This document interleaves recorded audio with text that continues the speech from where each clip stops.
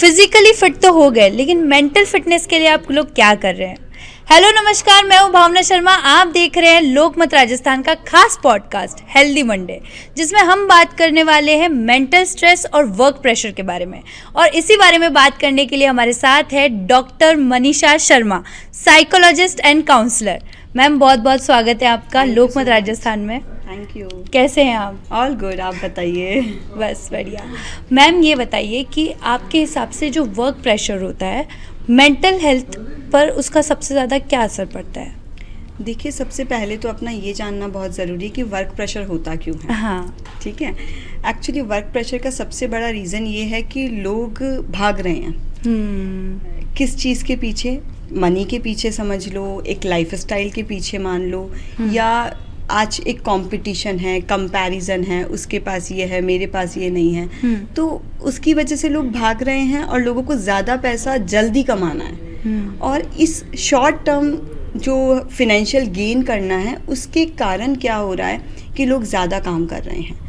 सबकी बॉडी अलग अलग होती है, तो लोगों को लगता है वो इतना काम कर रहा है तो मैं भी इतना करता हूँ। लेकिन हो सकता है उसकी बॉडी सिस्टम उस चीज़ को अलाउ कर रहा हो, बट पर्टिकुलर जो पर्सन इतना नहीं कर सकता है, वो जब इतना करता है तो वहाँ पे फिर वर्क प्रेशर क्रिएट होता है। अब रही बात वर्क प्रेशर की वजह से जो मेंटल स्ट्रेस क्रिएट हो रहा है, देखिए, आप किसी भी काम को अगर एंजॉय करते हैं तो वो काम आपको पॉजिटिव इम्पैक्ट देता है, फिजिकली भी, मेंटली भी। और अगर उसी काम को आप प्रेशर के साथ कर रहे हैं तो वो फिजिकली भी आपको डाउन करेगा और मेंटली भी डाउन करेगा। तो हम एक्चुअली काम को प्रेशर के साथ कर रहे हैं, हम उसको एंजॉय नहीं कर रहे, क्योंकि वो हमारा पार्ट नहीं है। हमें ऐसा लग रहा है हमें सिर्फ कमाना है। हमें ये नहीं पता कि ये लाइफस्टाइल का पार्ट है, कि हम काम कर रहे हैं, प्रोडक्टिव टास्क है हमारा। दिस इज द प्रॉब्लम, जिसकी वजह से मतलब आजकल लोगों को स्ट्रेस क्रिएट हो रहा है। मैम, हमने देखा है कि कुछ लोग अपने काम को प्यार करते हैं, कुछ लोग प्रेशर फील नहीं करते, वर्क प्रेशर, और कुछ लोग करते हैं। तो ऐसा होता क्यों है बेसिकली? देखो, मैं आपको एक सिंपल सी चीज़ बताती हूँ। बहुत बार हम क्लाइंट्स को सजेस्ट करते हैं कि आप मॉर्निंग वॉक किया करो, ठीक है। बहुत बार मुझे हाउसवाइफ्स जो फीमेल्स होती है वो कहती है कि मैम, मेरी तो दिन भर बहुत भागा दौड़ी होती है, मेरे को मॉर्निंग वॉक की ज़रूरत ही नहीं है, मैं दिन भर बहुत वॉक करती हूँ, ठीक है, ऊपर से नीचे, ये काम वो काम। बहुत बार जो मेल्स होते हैं वो बोलते हैं मैम, मेरा फील्ड वर्क है, मैं दिन भर बहुत भागता दौड़ता हूँ, तो मुझे मॉर्निंग वॉक की ज़रूरत नहीं है। बट मेन पॉइंट इज, आप ये देखिए कि दिन भर जो आप भागा दौड़ी करते हैं वो आपको क्या देता है? टायर्डनेस, थकान। और अगर आप मॉर्निंग वॉक करते हैं वो आपको फ्रेशनेस देता है। क्योंकि आप जो दिन भर काम कर रहे हैं वो आपको टायर्ड कर रहा है, क्योंकि आप वो अलग माइंडसेट के साथ करते हैं, और मॉर्निंग वॉक आप अलग माइंडसेट के साथ करते हैं। वो एक्टिविटी, दोनों एक्टिविटी है, बट मॉर्निंग वॉक जो एक्टिविटी है वो क्या होती है? मैं मेरे लिए कर रहा हूँ, फॉर माई हेल्थ, ठीक है, वो मेरा काम नहीं है, ये मुझे खुशी दे रहा है। तो उस खुशी के साथ जब आप कोई काम करते हैं, एक्टिविटी दोनों हैं, ठीक है, बट उस किस एक्टिविटी को आप किस माइंडसेट के साथ करते हैं? तो कई लोग जो काम करते हैं जिनको स्ट्रेस नहीं होता, उसका रीज़न है उनका माइंडसेट। एक्सेप्ट कर लेते हैं कि यार ये मेरा काम है और मुझे करना है। वो वर्क प्लेस पे गए, हो सकता है बहुत सारा काम हो आज करने को, दे प्लान अकॉर्डिंगली, दे स्केड्यूल कि ये टास्क मुझे कंप्लीट करना है, ऐसे ऐसे मैं करूँगा, दैट्स फाइन, उसका दिन बहुत अच्छा निकलेगा। प्रेशर कब क्रिएट होगा? ये करना है, प्रोकास्टिनेट करते रहेंगे, ठीक है यार, कर लेंगे, डेडलाइंस आ जाएगी, ठीक है। कई बार मुझे लोग बोलते हैं मैम, पता है 3 बजे तक दिन ऐसा ही निकाल देते हैं, 3 बजे बाद लगता है कि यार 6-7 होने वाले हैं और सारा काम पेंडिंग है। तो ये प्रोकास्टिनेट करना, ये सब करना आपको प्रेशर क्रिएट करता है, इस वजह से ऐसा होता है भाभी। अच्छा, वर्क रिलेटेड स्ट्रेस के अर्ली साइंस क्या होते हैं जो हम लोग इग्नोर करते हैं? बिल्कुल, देखो, अर्ली साइंस में सबसे पहले स्टार्ट होता है लैक ऑफ इंटरेस्ट। किसी भी पर्टिकुलर पर्सन का अपने काम में इंटरेस्ट कम होने लगता है। फर्स्ट थिंग, प्रोकास्टिनेट करने लगेगा, ठीक है। सेकेंड थिंग स्टार्ट होगा, उसके डेली रूटीन पे हमें इफेक्ट दिखने लगेगा, यानी कि उसका सुबह जल्दी उठने का मन नहीं कर रहा है ना, लेटा हुआ है लेट तक, दिन में भी मतलब बहुत लेजी फील कर रहा होगा, खुद को फटीग फील कर रहा होगा। थर्ड थिंग आती है उसकी एपेटाइट और स्लीप दोनों पे इफेक्ट होगा। उसकी स्लीप रिड्यूस हो जाएगी, उसकी भूख कम हो जाएगी, ठीक है। फोर्थ, हमें दिखने लगेगा उसके रिलेशनशिप्स पे इफेक्ट, ठीक है। उसके पर्सनल रिलेशनशिप्स, उनको वो जितना टाइम देता था उतना टाइम अब नहीं देगा। तो इस तरीके के अर्ली साइंस शो होने लग जाते हैं, तब हमें लगता है कि हाँ पर्टिकुलर पर्सन स्ट्रेस में है। मेरा नेक्स्ट क्वेश्चन यही होगा कि पर्सनल रिलेशंस पे क्या इफेक्ट करता है वर्क प्रेशर? देखो, पर्सनल रिलेशनशिप पे तब इफेक्ट करता है वर्क प्रेशर जब हम बाउंड्री सेट नहीं करते, ठीक है। हम क्या करते हैं, ऑफिस का काम घर पे ले आते हैं, ठीक है, या फिर हम ऑफिस के काम में इतना ज़्यादा बिजी हो जाते हैं कि हम अपने स्पाउस को, अपने चिल्ड्रन को, अपने पेरेंट्स को, फैमिली मेम्बर्स को बिल्कुल टाइम नहीं दे पाते हैं। जबकि हमें ये समझना है लाइफ एक ही चीज़ का नाम नहीं है, life is all about balance. वो बैलेंस जहाँ पुअर हो जाता है ना, वहाँ प्रॉब्लम से स्टार्ट हो जाती है। तो अगर हम बात करें पर्सनल रिलेशनशिप पे, तो आपको वहाँ भी टाइम देना है, क्योंकि सबसे पहली प्रायोरिटी आपकी पर्सनल रिलेशंस है। ट्रू, ठीक है, ये सब सेकेंडरी है। अगर वो सब खुश है ना, तो आप ये मानिए कि आपने बहुत कुछ अर्न कर लिया अपने आप ही। This is very true. तो वर्क लाइफ बैलेंस पे बात करने से पहले हम ये बात करते हैं कि ऐसे कोई स्ट्रीम्स या ऐसे कोई फील्ड्स हैं जिसमें वर्क प्रेशर बहुत ज़्यादा होता है? देखो, बहुत बार मैंने देखा है आजकल, एक तो बैंकर्स को बहुत प्रेशर है, ठीक है। बैंकर्स में भी दो कैटेगरी है।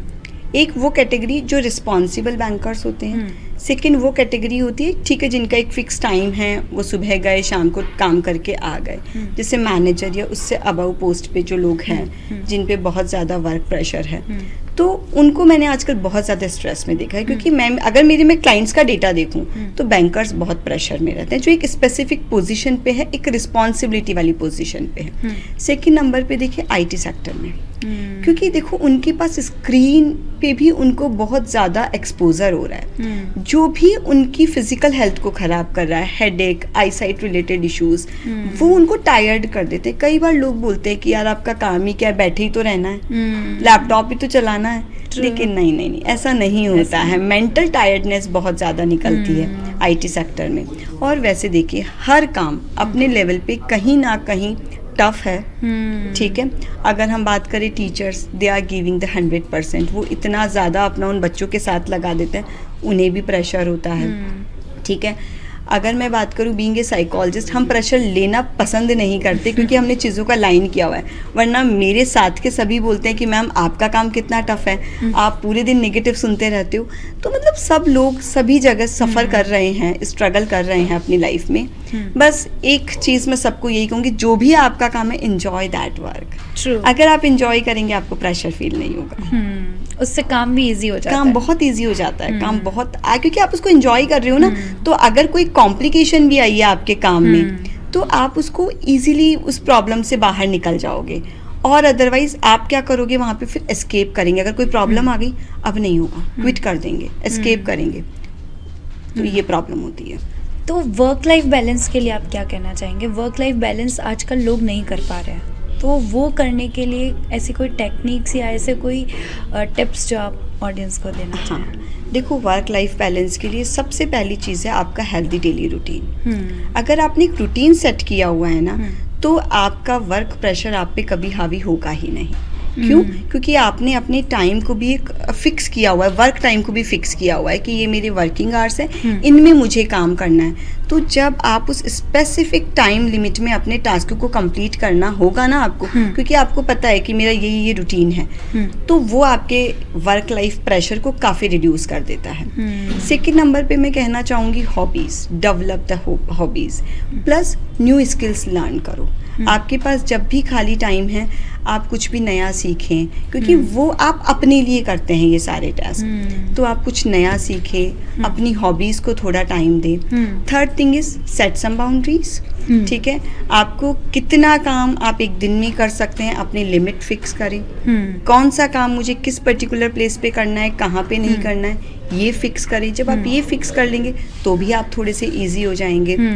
प्रॉपर स्लीप, लोग क्या करते हैं आजकल, अच्छा मैंने बहुत ज़्यादा देखा है, 15 मिनट्स का ब्रेक मिला, हाँ, मोबाइल स्क्रॉल होने लग जाएगा।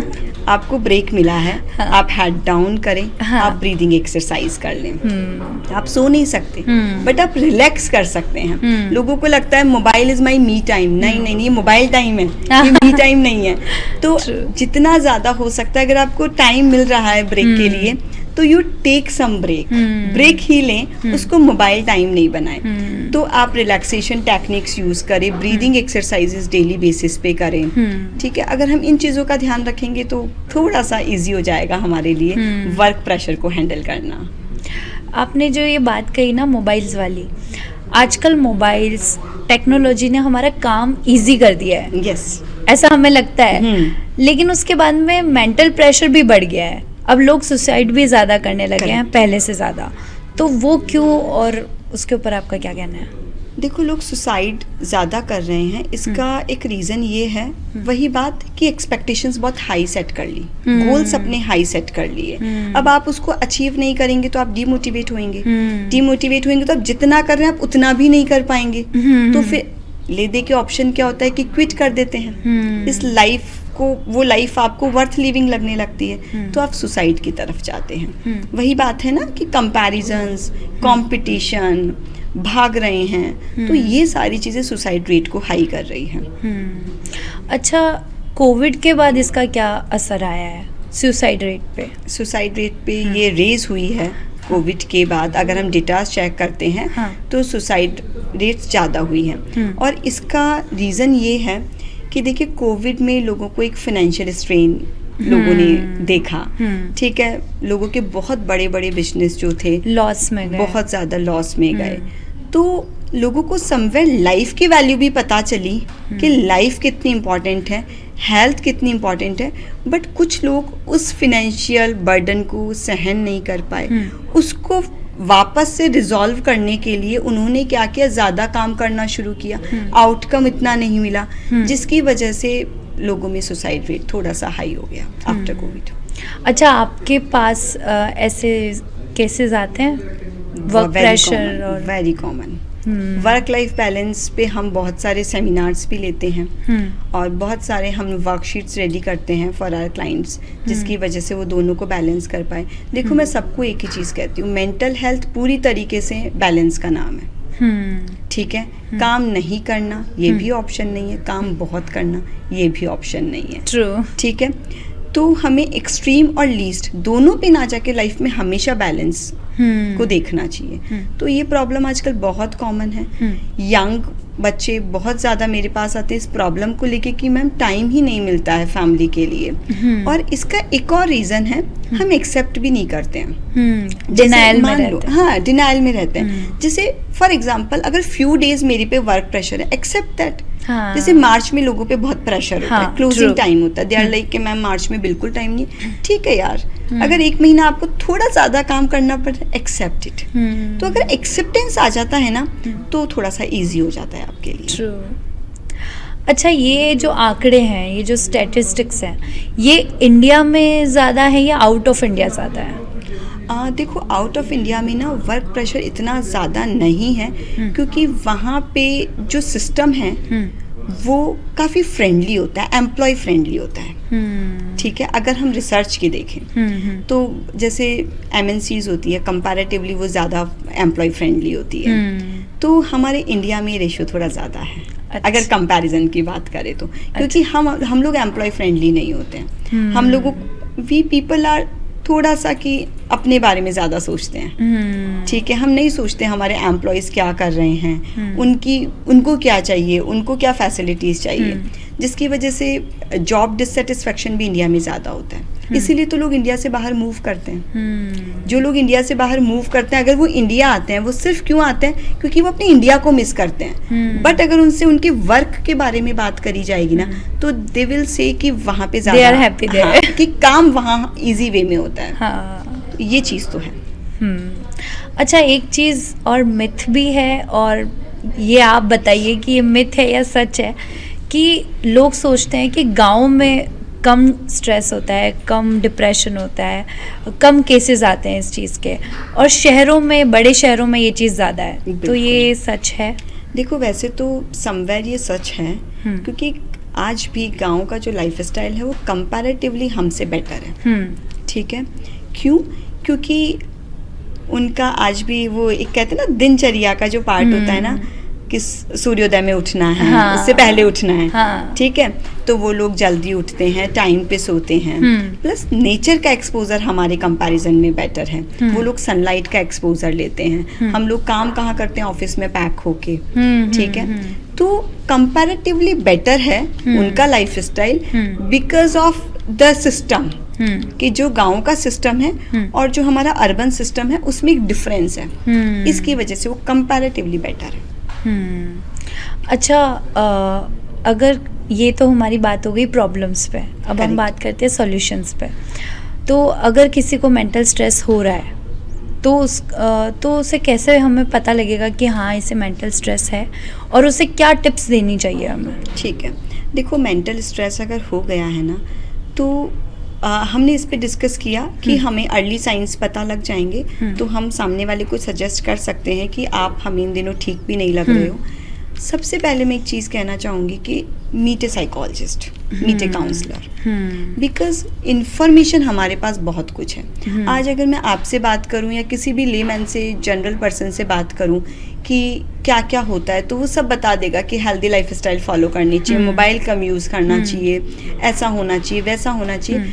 बट अप्लाई कैसे करें? True. वो स्किल अपने अंदर डेवलप कैसे करें? एक साइकोलॉजिस्ट आपको वो सिखाएगा।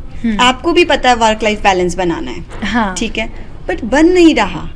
तो इंफॉर्मेशन तो हम सबके पास है, लेकिन एक साइकोलॉजिस्ट आपकी हेल्प करेगा कि आप वो स्किल अपने अंदर डेवलप कैसे करें। तो इसलिए मुझे ऐसे लगता है कि आप अपने लेवल पे अगर चीज़ों को ठीक नहीं कर पा रहे हैं तो ये बिल्कुल भी कोई टैबू नहीं है कि आप किसी साइकोलॉजिस्ट से मिलें। आप आराम से एक साइकोलॉजिस्ट से मिल सकते हैं। साइकोलॉजिस्ट से मिलने का मतलब बिल्कुल नहीं है कि आपको कोई डिसऑर्डर है या आप पागल हैं। जनरली लोगों को ये एक बहुत बड़ा माइंड में सेट होता है, एक मिथ है कि साइकोलॉजिस्ट के पास कैसे जाएं, हाँ, हम पागल नहीं हैं, हाँ, या हमें कोई डिसऑर्डर नहीं है। नहीं, आप अपनी डे टू डे लाइफ को और बेटर करने के लिए, अपनी मेंटल हेल्थ को इम्प्रूव करने के लिए you can meet a psychologist. True. तो बिल्कुल हमें ओपन हैंड के साथ साइकोलॉजिस्ट से मिलना चाहिए। अच्छा, इसी टैबू के बारे में अगर मैं बात करूं तो क्या ये इंडिया में अभी भी है, और इंडिया में बहुत ज़्यादा लोग इसको लेके अवेयर नहीं है? देखो, अवेयरनेस पहले से तो बेटर है। अच्छा, ठीक है, अगर हम बात करते हैं कोविड के बाद की, क्योंकि अब हमारा ना ये जो लाइफ है इसको हम 2 पार्ट्स में डिवाइड कर देते हैं, before Covid and after Covid. हाँ, ट्रू। बिफोर कोविड अवेयरनेस थोड़ी कम थी, और कोविड के बाद मेंटल डिसऑर्डर्स, इलनेस बढ़े भी ज़्यादा हैं। ठीक है, जब ये प्रॉब्लम इंक्रीज हुई है तो लोगों में अवेयरनेस भी आई है। और अगर मैं मेरे ही क्लिनिक पे देखूं तो अगर अवेयरनेस का मैं रेशो देखूं तो वो बेटर हुआ है पहले से। ठीक है, एंड सबसे अच्छी बात है कि रूरल बैकग्राउंड से भी लोग आ रहे हैं। ठीक है, दे आर अंडरस्टैंडिंग कि काउंसलिंग होती है। ठीक है, जिससे हम एक हेल्दी लाइफस्टाइल को अचीव कर सकते हैं। तो ये रेशो बेटर हुआ है। ये बहुत अच्छी चीज़ है कि रूरल एरिया में भी अवेयरनेस फैल रही है इस चीज़ को लेकर। कई बार मुझे ऐसा लगता है कि कोई बहुत पढ़े लिखे आदमी को मैं ये बात नहीं समझा पाती हूँ, बट जिसके पास कम नॉलेज है ना, वो बात को ज़्यादा अच्छे से समझ लेगा और ज़्यादा जल्दी फॉलो करता है और रिजल्ट्स बहुत फास्ट हो जाते हैं। वाओ, अच्छा, तो आपके ओपिनियन में जैसा हमने बात करी कि इंडिया के अंदर वर्क कल्चर अगर हम लैक कर रहे हैं, तो ऐसे कौन सी कुछ चीज़ें होनी चाहिए कंपनीज़ में या हमारी ऑर्गेनाइजेशंस के अंदर एम्प्लॉयज़ के लिए जो उनकी मेंटल हेल्थ को इम्प्रूव रखे, मेंटल हेल्थ को अच्छे से बनाए रखें? ठीक है, देखिए, अगर हम वर्क इन्वायरमेंट की बात करें तो सबसे पहले हमें 2-3 फैसिलिटीज़ के बारे में सोचना चाहिए। एक तो हर पर्सन अपने बारे में खुल के अपने सीनियर से बात कर सके। हाँ, कोई भी पर्टिकुलर पर्सन हो उस ऑर्गेनाइजेशन में, जिससे कि आप ये बता सकें कि आप इस काम के साथ कितना कंफर्टेबल है, आपको कहाँ डिफ़िकल्टी आ रही है, कहाँ नहीं आ रही है। एक एग्जांपल देती हूँ, मेरे पास अभी रिसेंटली एक क्लाइंट आते हैं, उनकी नाइट शिफ्ट है। ठीक है, उन्होंने मुझे कहा कि मैम मैं दिन में सो नहीं पाता। ठीक है। और ऑब्वियसली क्योंकि नाइट में हमें जो एक इन्वायरमेंट मिलता है फॉर आवर स्लीपिंग, वो इन्वायरमेंट हमें डे टाइम में नहीं मिलता। तो उनकी जो स्लीप डिस्टर्ब हो रही है उसकी वजह से उनकी मेंटल हेल्थ पे इफेक्ट हो रहा है। उन्होंने अपने सीनियर से डिस्कस किया कि सर मैं नाइट शिफ्ट के साथ अभी मैनेज नहीं कर पा रहा हूँ, गिव मी सम टाइम। उन्होंने ये नहीं कहा कि मुझे हमेशा के लिए दिन में कर दो, उन्होंने कहा कि गिव मी सम टाइम, 1 और 2 मंथ्स मैं साइकोलॉजिस्ट के पास जा रहा हूँ, मैं थोड़ा सा अपनी मेंटल हेल्थ को ठीक करता हूँ, अपने आप को थोड़ा स्ट्रॉन्ग करता हूँ, फिर मैं नाइट शिफ्ट के लिए रेडी होगा। सीनियर ने बिल्कुल डिनाई कर दिया कि अगर आपको कोई इशू है तो ये आपका प्रॉब्लम है, इट्स नॉट माई प्रॉब्लम। तो सबसे इम्पॉर्टेंट चीज़ है कि आप एक एम्पैथी रखिए for your employees, towards your employees, कि आपको ये समझ में आना चाहिए कि हाँ वो खुल के अपनी बात आपको बता सके, और उन्हें आप एक टाइम लिमिट दे सकते हैं कि हाँ आप इस पर्टिकुलर टाइम तक अपने ऊपर वर्क करिए, नहीं होता है देन हम इस तरीके से इस प्रोसेस को करेंगे। तो पहली चीज़ तो ये हो गई कि हम उनको वो स्पेस दें so that they can discuss with us about their mental health. Second number पे अगर हम बात करें तो इन्वायरमेंट बहुत ही फ्रेंडली होना चाहिए। छोटे छोटे ओकेजन्स हमको एंजॉय करने चाहिए, सेलिब्रेशंस होने चाहिए। अगर हमारे एम्प्लॉय की अचीवमेंट्स हैं उनको सेलिब्रेट करना चाहिए, हमें अपने एम्प्लॉयज़ को रिवॉर्ड देना चाहिए टाइम टू टाइम। तो ये छोटी छोटी चीज़ें हैं जो अगर हम एड ऑन कर देते हैं तो चीज़ें बहुत ईजी हो जाती है। ट्रू। अच्छा, आपने अपने प्रोफेशनल करियर में ऐसा कोई केस देखा है जो बहुत ज़्यादा अफेक्ट हुआ हो वर्क प्रेशर के लिए? Very common now days. मतलब आजकल मैं देखूं तो बहुत ज़्यादा केसेस आ रहे हैं एंग्जाइटी, वर्क प्रेशर, ठीक है कि मैम वर्क लाइफ बैलेंस बिल्कुल ख़राब हो रहा है, ठीक है, OCD, तो ये चीज़ें बहुत कॉमन हैं। तो अगर मैं इस रेशो को बात करूं कि पहले अगर मैं 30% वर्क प्रेशर के क्लाइंट्स देख रही थी तो वो अभी इंक्रीज होके 50% हो गया है। ठीक है, तो work pressure day by day बढ़ रहा है। अच्छा, अगर हम बात करें एज पे, तो कौन सी एज के लोगों को ज़्यादा वर्क प्रेशर या फिर स्ट्रेस ज़्यादा हो रहा है? बिल्कुल, ये है, आप ये लेके चलिए कि 22 से लेकर के और 40 तक वाले एज वाले लोग ज़्यादा सफ़र कर रहे हैं वर्क प्रेशर से। इसका रीज़न क्या है? क्योंकि इनकी एक्सपेक्टेशंस खुद से हाई है, ठीक है, इनको सब कुछ बहुत जल्दी चाहिए, राइट, पेशेंस लेवल बहुत कम हो गया है, ठीक है, टॉलरेंस बहुत कम हो चुका है। तो ये जो, अगर मैं इसकी बात करूं कि 22 to 40 का जो एज है वो इस चीज़ से ज़्यादा सफ़र कर रहे हैं। इससे पहले के लोगों की अगर मैं बात करूं, उनका पेशेंस लेवल थोड़ा सा बेटर है, ठीक है, वो लोग लॉन्ग टर्म सक्सेस पे ज़्यादा बिलीव करते हैं, ठीक है। आजकल के लोगों को, जो यंग एडल्ट्स हैं, उनको शॉर्ट टर्म सक्सेस के पीछे वो ज़्यादा भाग रहे हैं। True. तो ये 22 to 40 का रेशो ज़्यादा क्रिटिकल है इसके लिए।